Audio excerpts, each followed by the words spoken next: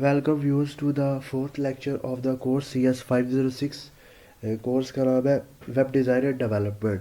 तो इस कोर्स का आज हम लोग जो है फोर्थ लेक्चर कवर करेंगे, जिसका जो टॉपिक नेम है which is object oriented programming.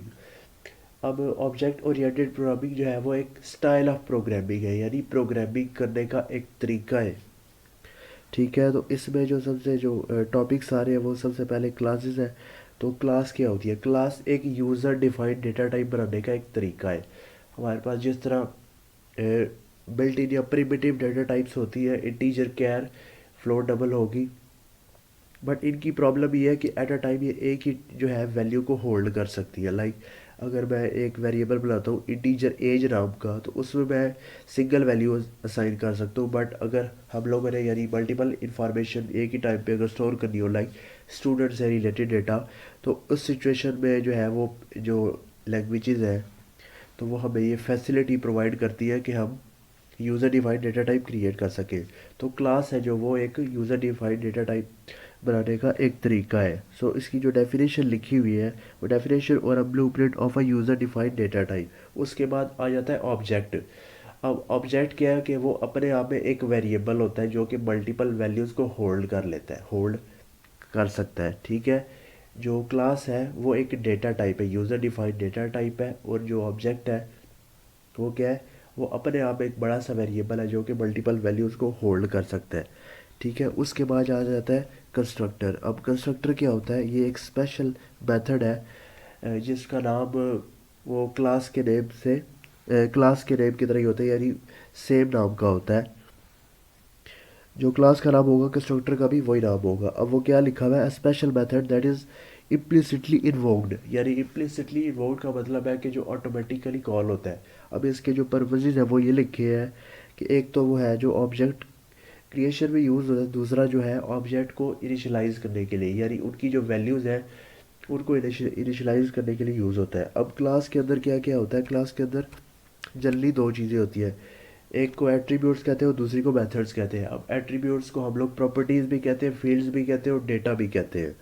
ठीक है, और जो मेथड्स है, मेथड्स क्या करते हैं? अब जो डेटा है यानी उनमें उनमें कोई हम लोगों ने ऑपरेशन करना हो, यानी उनमें डेटा रखना हो, उनमें वैल्यूज़ रखनी हो, या उनके ऊपर कोई कंप्यूटेशन या मैनिपुलेशन करनी हो, तो हम लोग मेथड्स का यूज़ करते हैं। वो क्या बताते हैं कि यानी एक ऑब्जेक्ट क्या कुछ कर सकता है। ठीक है, और जो एट्रीब्यूट्स हैं वो बताते हैं कि ऑब्जेक्ट की क्या प्रॉपर्टीज़ है। ठीक है, और उसके बाद हम लोग आगे आ जाते हैं। ये उन्होंने एक क्लास डिफाइन की हुई है जिसका नाम रखा हुआ है पॉइंट। तो इसमें जो है वो दो डेटा मेंबर्स है जो कि जिनका जो एक्सेस मॉडिफायर है वो प्राइवेट है। एक है इंटीजर एक्स कोड और जो दूसरा है वो प्राइवेट इन वाई कोड। अब ये जो है दो डेटा मेंबर्स हैं जिनको हम लोग इंस्टेंस जो है वेरिएबल भी कहते हैं। और उसके बाद एक जो है वो कंस्ट्रक्टर है।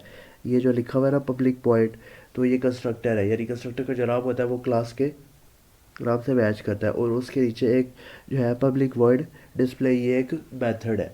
तो क्लास के अंदर जनरली ये डेटा मेंबर्स और मेथड्स होते हैं। उसके बाद यानी जो हम लोग कंपैरिजन कर या जो कंपैरिजन यहाँ पे मेंशन है वो C++ का जावा के साथ है, यानी ऑब्जेक्ट ओरिएंटेड प्रोग्रामिंग जो अप्रोच यूज़ होती है C++ में और जो जावा में, वो डिफरेंस क्या है? अब डिफरेंस ये है कि C++ के अंदर हमारे पास ग्लोबल वेरिएबल्स भी होते हैं और ग्लोबल फंक्शंस भी, यानी ये फैसिलिटी देता है कि हम लोग क्रिएट कर सकें। बट जावा के अंदर हम लोग ये काम नहीं कर सकते। जावा के अंदर हम लोग जो भी कोड लिखते हैं वो किसी ना किसी क्लास के अंदर ही लिखते हैं, क्लास से बाहर कुछ भी नहीं लिख सकते। उसके बाद जो नेक्स्ट कॉन्सेप्ट है वो एक्सेस मॉडिफायर्स का है। यानी जब हमने एक्सेसिबिलिटी यानी डिफाइन करनी हो डेटा के ऊपर, यानी डेटा को कौन कौन एक्सेस कर सकता है। यानी अब C++ में तो 3 थे बट यहाँ पे 4 है। पब्लिक में ये होता है कि एक्सेसिबल होते हैं क्लास के अंदर भी, जो है उसकी जो सब क्लासेस हैं, ठीक है, उसमें भी एक्सेसिबल होते हैं, क्लास के बाहर भी एक्सेसिबल होते हैं। ठीक है, प्राइवेट में क्या होता है कि सिर्फ जो डेटा मेंबर्स है, ये मेंबर फंक्शंस है, वो क्लास के अंदर ही एक्सेस हो सकते हैं। प्राइवेट है जो आगे प्रोटेक्टेड है, उसमें क्या होता है कि उसमें क्लास के अंदर और वो जो चाइल्ड क्लासेस है, ठीक है, जो इनहेरिट करते हैं, उन क्लासेस में भी एक्सेस हो सकते हैं। और ये जो पैकेज यहाँ पे लिखा हुआ है कि सेम पैकेज के अंदर अगर क्लासेस है तो उनमें भी हो सकते हैं। अब पैकेजेस का एक अलग कॉन्सेप्ट है जावा में, तो उसके भी आगे चैप्टर्स आएंगे तो उसमें देखेंगे कि पैकेजेस का कॉन्सेप्ट क्या है। अब डिफ़ॉल्ट, अब ये एक न्यू है, न्यू कीवर्ड है इसमें जावा के अंदर, ये सी प्लस प्लस में नहीं था। अब इसके लिए तो अब डिफ़ॉल्ट जो है, default access if no access modifier is provided, यानी अगर हम लोग जो डेटा मेंबर्स लिखते हैं तो अगर उसके साथ हम लोग कोई जो है वो एक्सेस स्पेसिफायर मेंशन नहीं करता तो वो डिफ़ॉल्ट की कैटेगरी में आता है। और ये यानी इसके अंडर जो डेटा मेंबर्स या मेंबर फंक्शंस होते हैं वो जो क्लासेस एक ही पैकेज के अंदर आती है वही सिर्फ इसको एक्सेस कर सकती है। यानी पैकेजेस का बात दोबारा आ गया तो इसकी भी जब चैप्टर्स आएगा तो उनमें देखेंगे। उसके बाद क्या आता है कि जब सी प्लस प्लस के अंदर जब हम क्लास को एंड करते हैं तो उसके एंड में सेमी कॉलन होता है, बट जावा के अंदर नहीं है। अब जो नेक्स्ट पॉइंट है वो क्या लिखा हुआ है कि all methods functions are written in line. अब इसका क्या मतलब है, इसका मतलब ये है कि हम लोग जितने भी मेथड्स लिखते हैं ना वो हम लोग क्लास के अंदर लिखते हैं, क्लास से बाहर नहीं लिख सकते।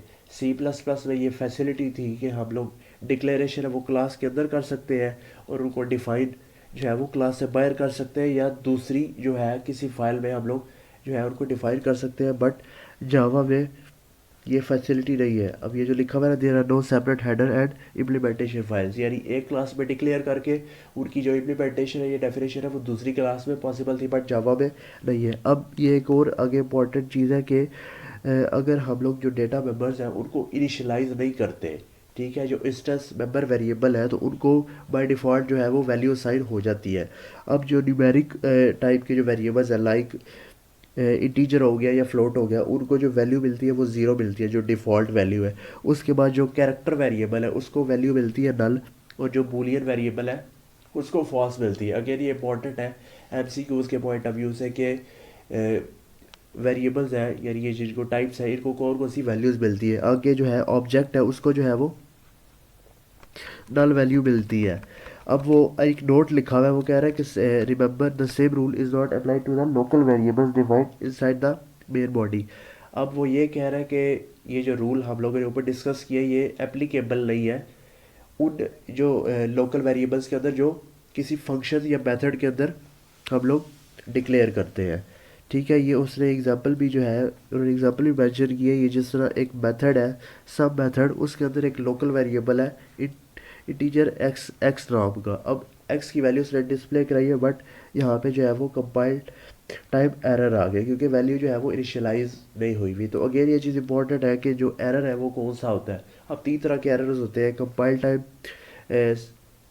टाइम एरर, उसके बाद आता है सिंटैक्स एरर और रन टाइम एरर। तो जब हम लोग इनिशियलाइज नहीं करते, ठीक है, इनसाइड अ मेथड तो कंपाइल टाइम एरर अकर होता है। अब कंस्ट्रक्टर क्या होता है कि यार ये एक स्पेशल मेथड है जो ऑब्जेक्ट को इनिशियलाइज करने के लिए यूज़ होता है। अब जो इसकी प्रॉपर्टीज़ है same name as class name, यानी क्लास का और इसका जो नेम है वो सेम होगा, कोई रिटर्न टाइप नहीं होती। अब जो है अगर क्लास के अंदर कोई कंस्ट्रक्टर यूज़र नहीं बनाता तो जेवीएम है जो वो एक डिफ़ॉल्ट कंस्ट्रक्टर बनाता है, यानी जिसको हम लोग नो पैरामीटराइज्ड या ज़ीरो पैरामीटर कंस्ट्रक्टर भी कहते हैं। ठीक है, अब डी स्ट्रक्टर यानी जो मेमोरी को डी एलोकेट करते हैं वो जो है वो रिक्वायर्ड ही होते हैं जावा में, क्योंकि जो मेमोरी मैनेजमेंट की जो जिम्मेदारी है रिस्पॉन्सिबिलिटी है वो जेवीएम जो है अपने पास रखता है। उसके बाद जो अगला टास्क है वही है कि क्लास एक डिफाइन करनी है स्टूडेंट, यानी स्टूडेंट से रिलेटेड इन्फॉर्मेशन रखनी है। अब दो चीज़ें रखनी है, एक स्टूडेंट का नाम और स्टूडेंट का रोल नंबर। अब इसमें एक कॉन्स्टेंट ये है कि जो स्टूडेंट का जो रोल नंबर है वो नेगेटिव नहीं हो सकता। ठीक है, आगे ये जो मेथड्स इन्होंने बताए हुए हैं गेटर्स एंड सेटर्स, यानी ये है कि गेटर्स यानी वैल्यू को गेट करने के लिए, ठीक है, सॉरी ये जो गेट करने के लिए मतलब डिस्प्ले करने के लिए यानी आउटपुट करने के लिए, और जो सेटर्स है यानी डेटा को इनपुट करने के लिए या रखने के लिए हम लोग ये मेथड्स का यूज़ करते हैं। अब एक क्लास बनाई है उन्होंने स्टूडेंट नाम की, इसमें जो है एक जो है स्ट्रिंग नेम का इंस्टेंस मेंबर वेरिएबल है और दूसरा रोल नंबर। अब ये जो जो पहला मेथड है सेट नेम का, ये वैल्यू क्या करेगा, वैल्यू लेगा यानी कंस्ट्रक्टर के थ्रू, पैरामीटराइज कंस्ट्रक्टर के थ्रू, और जो है वो नेम नाम के वेरिएबल में स्टोर कर देगा। अगेन इसी तरह ये सेट रोल नंबर नाम का एक मेथड है जो रोल नंबर लेगा और उसे सेट कर देगा। बट वहाँ पे एक कॉन्स्टेंट ये लगा हुआ है कि जो रोल नंबर की वैल्यू है वो अगर ग्रेटर देन ज़ीरो है तब सेट करो, अदरवाइज उसकी जो वैल्यू है 100 सेट कर दो। ठीक है, उसके बाद ये जो स्टैंडर्ड गेटर्स है यानी जो वैल्यू डिस्प्ले कराएंगे, ठीक है, ये दो इंटीजर रोल नंबर और स्ट्रिंग गेट नेम, ये जो है मेथड्स वैल्यूज़ को डिस्प्ले करेंगे। उसके बाद डिफ़ॉल्ट कंस्ट्रक्टर, यानी ये जो हमारे पास दो डेटा मेंबर्स हैं, इनको वेल डिफाइंड स्टेट में रखने के लिए हमने इनको वैल्यूज़ दी है। नेम को जो है वो डॉट सेट जो है हम लोगों ने वैल्यू रख दी है, और जो रोल नंबर है उसकी वैल्यू जो है वो 11 है। उसके बाद जो है पैरामीटराइज्ड कंस्ट्रक्टर, यानी ये जो हमने ऊपर जो मेथड्स देखे हैं, सेट नेम और सेट रोल नंबर, यानी जो वैल्यूज़ आएंगी वो इस पैरामीटराइज्ड कंस्ट्रक्टर के थ्रू इन डेटा मेंबर्स के अंदर आएगी। उसके बाद है कॉपी कंस्ट्रक्टर, यानी कॉपी कंस्ट्रक्टर क्या करता है कि एक ऑब्जेक्ट का डेटा दूसरे ऑब्जेक्ट में एज इट इज़ कॉपी करता है। ठीक है, तो इधर ही हम लोग ये जो नेम है और रोल नंबर डिस्प्ले करा देंगे। अब इसकी जो वो, यानी अब यूजिंग अ क्लास, यानी अब ये जो क्लास बनाई है इसके ऑब्जेक्ट जो बनाने के जो रूल्स हैं वो इन्होंने मेंशन किए हुए हैं। अब जो student S assign new student, तो ये तरीका है ऑब्जेक्ट बनाने का, यानी ऑब्जेक्ट्स को जो मेमोरी मिलती है वो हीप के अंदर मिलती है। हम लोग पहले भी काफ़ी दफ़ा ये डिस्कस कर चुके हैं। तो इसमें लिखा हुआ है आगे कॉमेंट्स में, no pointer operator start between student and s, यानी हम लोग जो है वो पॉइंटर ऑब्जेक्ट ही बना रहे जिस तरह हम लोग C++ में बनाते थे। उसके बाद एक एक्सेप्शन ये है कि जब हम लोग स्ट्रिंग ऑब्जेक्ट बनाते हैं तो न्यू जो कीवर्ड है वो लिखना कंपलसरी नहीं, यानी उसके बगैर भी ये चीज़ पॉसिबल है। उसके बाद जो दूसरा तरीका है उसमें हम लोगों ने न्यू कीवर्ड का यूज़ किया है। अब इसमें एक और ये रूल है कि C++ से जब हम लोग पॉइंटर वेरिएबल बनाते हैं, पॉइंटर ऑब्जेक्ट बनाते हैं, तो हम लोग जब डेटा मेंबर्स या मेंबर जो मेथड्स हैं उनको कॉल करते हैं तो एरो ऑपरेटर का यूज़ करते हैं। बट यहाँ पे जो जावा के अंदर एरो ऑपरेटर का कोई कॉन्सेप्ट नहीं है। हम लोग सिंपली ऑब्जेक्ट का नेम प्लस डॉट और जो मेथड्स हैं उनको कॉल कर सकते हैं। उसके बाद अगेन ये जो क्लास है ये वही चीज़ जो है डिस्क्राइब कर रही है, ये उसके ऑब्जेक्ट्स है, यानी वो जो ऊपर हम लोगों ने क्लास देखी है वो तो यानी वैल्यूज़ को जो है वो बता रही थी, यानी ये मेथड क्या कर रहा है, बट यहाँ पे वो कॉलिंग हो रही है और वैल्यूज़ को हम लोग पास कर रहे हैं, तो ये चीज़ इतनी इंपॉर्टेंट नहीं है। उसके बाद हम लोग आ जाते हैं स्टैटिक और ये जो गार्बेज कलेक्शन और फाइनलाइज, ये जो लास्ट टॉपिक है आज का। अब स्टैटिक मेथड्स और स्टैटिक वेरिएबल्स का मैंने आपको बताया था कि ये जो है वो क्लास को बिलोंग करते हैं। स्टैटिक वेरिएबल्स और जो स्टैटिक मेथड्स हैं हम उनको क्लास वेरिएबल्स और क्लास मेथड्स भी कहते हैं, क्योंकि ये क्लास को बिलोंग करते हैं। ठीक है, हम इनको विदाउट क्रिएटिंग एन ऑब्जेक्ट भी कॉल कर सकते हैं, क्योंकि इनकी जो बिलोंगिंग्स है या जो इनकी एसोसिएशन है वो क्लास के साथ है, ना कि किसी ऑब्जेक्ट के साथ। अगर हम लोग स्टैटिक वेरिएबल बना के उसको वैल्यू असाइन करते हैं, तो अगर हम लोग जो है वो 10 ऑब्जेक्ट्स बनाते हैं तो वो एक ही कॉपी रहेगी यानी स्टैटिक वेरिएबल की, और वो एक ही कॉपी 10 जो है ऑब्जेक्ट्स जो हमारे पास ऑब्जेक्ट्स होंगे उसको शेयर करेंगे। ठीक है, अगर एक ऑब्जेक्ट उस स्टैटिक वेरिएबल में कोई चेंज करता है तो वो जो चेंज है वो 10 के 10 ऑब्जेक्ट्स के लिए, यानी बाकी जो 9 रह जाएंगे उनके लिए रिफ्लेक्ट होगा। यानी जो किसी मेथड ने अगर उसकी वैल्यू को यानी 11 से 12 कर दिया ना, तो जो बाकी ऑब्जेक्ट्स अगर वैल्यू डिस्प्ले करेंगे स्टैटिक वेरिएबल की तो उनको भी वो वैल्यू अपडेटेड ही नज़र आएगी। अब इसमें जो हम लोग पढ़ते हैं क्या लिखा हुआ है कि x a class can have static variables and methods. Static variables and methods are associated with the class itself and not tied with any particular object, जो मैंने आपको ऑलरेडी ब्रीफ किया है। ठीक है, अब यानी इसको तो हम लोग क्लास नेम के साथ भी एक्सेस कर सकते हैं, बट लाजमी नहीं है कि हम लोग क्लास के साथ ही करें, ऑब्जेक्ट भी बना सकते हैं, बट इनकी जो एसोसिएशन है वो क्लास के साथ ही रहेगी। बट ये चीज़ पॉसिबल है कि हम लोग ऑब्जेक्ट्स के थ्रू भी एक्सेस कर सकें।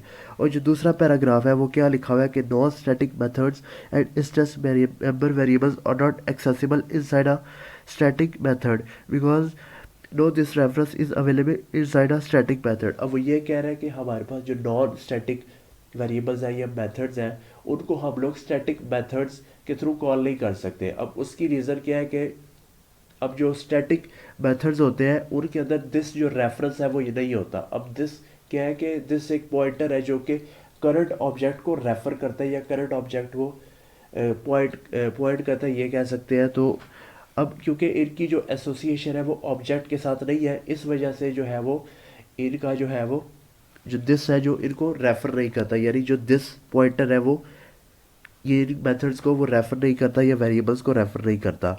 अब वो ये एग्जांपल है system dot out dot println. अब इसमें जो आउट है वो एक स्टैटिक वेरिएबल है, और जो ये सिस्टम डॉट आउट है, सिस्टम जो है वो एक क्लास है, और हम लोग इस ऑब्जेक्ट को यानी आउट को क्लास का जो क्लास जो है उसके साथ जो है हम लोग यूज़ कर रहे हैं इस ऑब्जेक्ट को। अब इसी तरह नीचे जो उन्होंने ऑप्शन दिया यार, ये एक दूसरी एग्जांपल दी है, जे ऑप्शन पैड डॉट सो यार, ये एक जो है GUI प्रोग्रामिंग में मेथड यूज़ होता है। इसमें अब जो है शो मैसेज डायलॉग वो एक स्टैटिक मेथड है, ठीक है। उसके बाद जो लास्ट टॉपिक है वो ये है कि गार्बेज कलेक्शन एंड फाइनलाइज।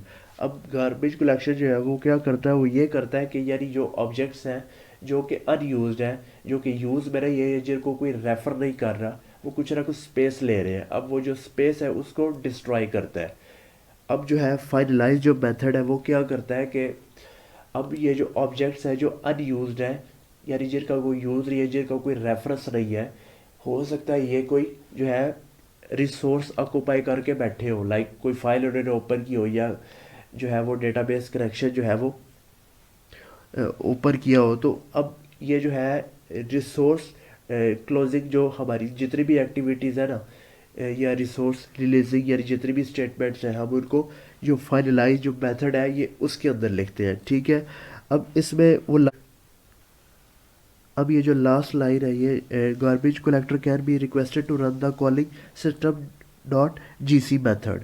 अब यानी हम लोग के वो ये कह रहा है कि जो गार्बेज कलेक्टर है उससे रिक्वेस्ट की जा सकती है कि वो जो है वो, ये जी एक मेथड है गार्बेज कलेक्टर नाम का, ठीक है, उस मेथड को कॉल करे और ये जो डी एलोकेशन है या जो डी स्ट्रक्चर है उसको करे मेमोरी की जो एलोकेट हुई है ऑब्जेक्ट को। इट इज़ उसके बाद क्या लिखा हुआ है, it is not necessary that it except the request और रन, यानी लाजमी नहीं है कि जो हमारी जो रिक्वेस्ट है, जो चीज़ हम करना चाह रहे हैं वो हो जाए।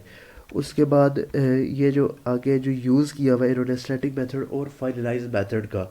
अब जो हम लोगों ने ऊपर क्लास देखी है उसमें एक और चीज़ उन्होंने ऐड कर दी है कि वो यानी जो स्टैटिक मेथड है, हम लोग उससे क्या करें कि हम लोग ये चेक करें कि एक क्लास के अंदर कितने ऑब्जेक्ट्स हैं, यानी ऑब्जेक्ट्स को काउंट कर सके। और उसके बाद जो है जो दूसरा जो हम लोग फाइनलाइज मेथड है, उसके बाद हम लोग उन जो ऑब्जेक्ट्स हैं उनकी जो डी एलोकेशन होगी, जो डिस्ट्रक्शन होगी, हम साथ वो भी काउंट करें, यानी डिक्रीमेंट करें उन ऑब्जेक्ट्स को। उसके बाद ये जो फाइनलाइज मेथड है हम लोग इसका यूज़ करें to decrement the count student variable 1, यानी हम लोग जैसे ऑब्जेक्ट क्रिएट करते जाएंगे ना, तो ये जो काउंट स्टूडेंट नाम का वेरिएबल है इसमें बाय 1 इंक्रीमेंट होता जाएगा। और जैसे ही हम लोग फाइनलाइज मेथड को कॉल करेंगे तो ये जो हम लोगों ने वेरिएबल बनाया है काउंट स्टूडेंट नाम का, ये जो ऑब्जेक्ट्स काउंट कर रहे हैं साथ वो डिक्रीमेंट करता जाएगा। तो ये इसका जो कोड है वो नीचे गिवन है। तो इसमें जो पार्ट मैंने हाईलाइट किया हुआ है ये इसमें समझने वाली चीज़ है, जो ऊपर इन्होंने सिनेरियो दिया हुआ है। अब इसमें ये क्या कर रहा है कि हम लोगों ने एक डिफ़ॉल्ट कंस्ट्रक्टर, यानी इसमें एक डिफ़ॉल्ट कंस्ट्रक्टर गिवन है, इसमें ये जो है काउंट स्टूडेंट ये एक वेरिएबल है जो कि वैल्यू काउंट करेगा जैसे जैसे ऑब्जेक्ट क्रिएट होता जाएगा, ठीक है। उसके बाद ये फाइनलाइज मेथड है जो कि काउंट स्टूडेंट है उसकी वैल्यू डिक्रीमेंट कर रहा है जैसे जैसे हम लोग फाइनलाइज मेथड को कॉल करेंगे। उसके बाद नीचे ये जो है हम लोग ये जो स्टार्ट में लिखा हुआ है इट नम ऑब्जेक्ट, ये क्या करेगा, यार ये जो वैल्यू है उस काउंटर वेरिएबल की इसमें स्टोर होगी, हम लोग फिर इसको जो है वो डिस्प्ले कराएंगे। सबसे पहले क्या करें, जो है सेकंड लाइन है printing current number of objects, यानी अभी तक तो कोई ऑब्जेक्ट जो है वो क्रिएटिव है, तो इस वजह से ये जो है आउटपुट पे जो थर्ड लाइन है डिस्प्ले हो जाएगा जी 0 ऑब्जेक्ट्स, क्योंकि अभी तक कोई ऑब्जेक्ट क्रिएट नहीं हुआ। उसके बाद ये जो लिखा हुआ है creating the first object and printing it's value, यानी अब जो पहला जो है ऑब्जेक्ट बनेगा और उसकी वैल्यू प्रिंट हो जाएगी। उसके बाद जो है वो सेकंड जो है ऑब्जेक्ट क्रिएट होगा ये इधर नीचे और उसकी वैल्यू प्रिंट हो जाएगी, ठीक है। ये उसका जो आउटपुट है वो इधर शो हो रहा है, ठीक है। ये यानी जो कोड है इसका आउटपुट ये है। स्टार्ट में तो कोई जो है वो ऑब्जेक्ट क्रिएट नहीं हुआ, और उसके बाद जो है पहला ऑब्जेक्ट क्रिएट हुआ, उसके बाद दूसरा हुआ, और उसके बाद जो है वो फाइनलाइज मेथड कॉल हुआ, ये इधर फाइनलाइज मेथड कॉल हुआ और वो उसे डिक्रीमेंट कर रहा है बाय 1 से, तो ये इधर शो हो रहा है इसका जो आउटपुट है। तो फाइनलाइज मेथड है वो इधर कॉल हुआ है सिस्टम डॉट GC, ठीक है। वो क्या कह रहा है कि printing the current number of object unpredictable, और इसमें जो है अब जो उसने जो डिक्रीमेंट किया है वो वैल्यू जो है वो स्टोर हो जाएगी।